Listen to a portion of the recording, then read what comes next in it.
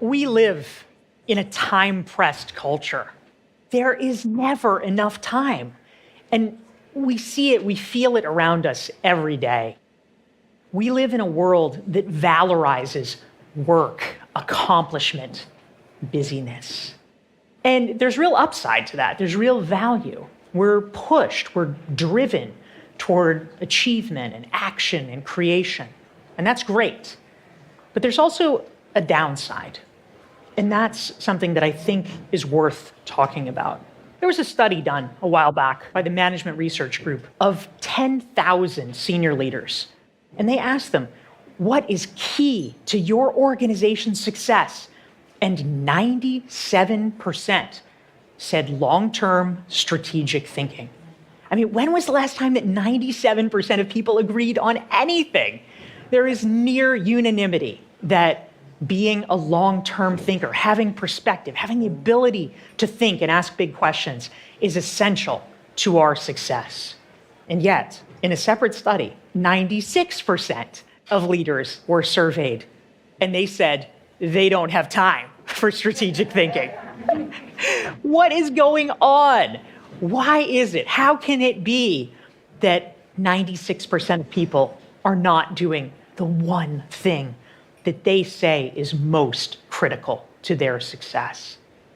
Well, I think we know the answer, or at least we think we do. The average professional attends 62 meetings per month. That sounds pretty outrageous. How could that be? But if you actually break it down, it's not that many. It's 2 to 3 meetings per day, which is probably average for many of you. So 62 meetings a month. That does not help, and that is not wrong. It is a contributor. Also, we know what else? Email. A study a while back by McKinsey showed that the average professional spends 28% of their time just responding to email. Of course, that drains us. Of course, that makes us busy. But the truth is, it's also, I believe, not the full picture. Those are manifestations. Those are problems, legitimately. But there are also some other things going on underneath the surface. Reasons that perhaps we are in some ways working at cross purposes. Because for so long, almost all of us have said we want desperately to be less busy.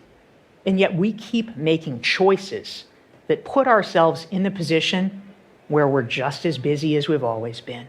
What is going on? Well, some research out of Columbia University sheds a little bit of light on this. Sylvia Bellezza and her colleagues have done interesting research into the fact that in some cultures, American culture chief among them, busyness is actually a form of status. When we say, "Oh, I am so crazy busy," what we're really saying is a societally accepted version of, "I am so important. I am so popular. I am so in demand." And the truth is, that feeling can be hard to give up, even if we say that we want to. That's not the only reason, of course.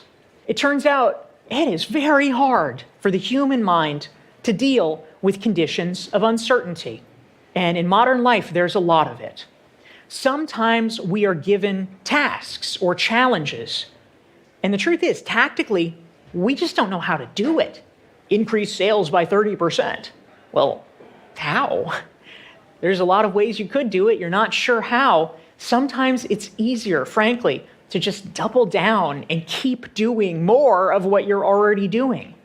That might not be the best answer, but it's an answer, and it removes uncertainty. The picture gets even worse when we're talking about existential questions, when we're talking about uncomfortable matters that we might not actually really want to deal with. That might be, am I in the right job?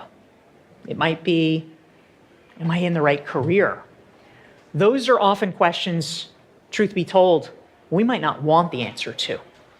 And so we become busy as a way so that we don't even have to ask the question. Now, there's a third reason, and I'll admit it's one that I know well, personally. And that is that sometimes We use busyness as a way to numb ourselves out. I've experienced that. This is my boy Gideon, and he died in 2013. I had had him for 17 years, and he was my best friend. And after he died, I'll be honest, I didn't want to be home because I knew that he wouldn't be there. And so for 2 years, my life basically was an Uber to an airport, to a hotel, and back again, because I just really didn't want to face that. For a lot of us, there are things we sometimes don't want to face. What we're really looking for with work is an anesthetic. And as I like to say, work is better than crack. So if you're choosing, not the worst. But the truth is, it's also not a sustainable solution. For many of us, we get trapped in the pattern of busyness, of overwork. It's hard sometimes even to remember what it was like before. Oftentimes in our mind's eye, when we think of busyness, what we think of is this. What we think of is triumphant success and the world at your fingertips. The truth is, more often, busyness looks like this. It looks like loneliness. It looks like frustration. It looks like having a life that's not really in your full control. So I would like to propose that we make a change. Because if we are ever going to succeed in beating back busyness once and for all, first of all, we have to get real and acknowledge what is actually behind some of the busyness that is filling our days. We have to really get honest about what it is that's motivating us so that we can make a different choice, because it is about our choice.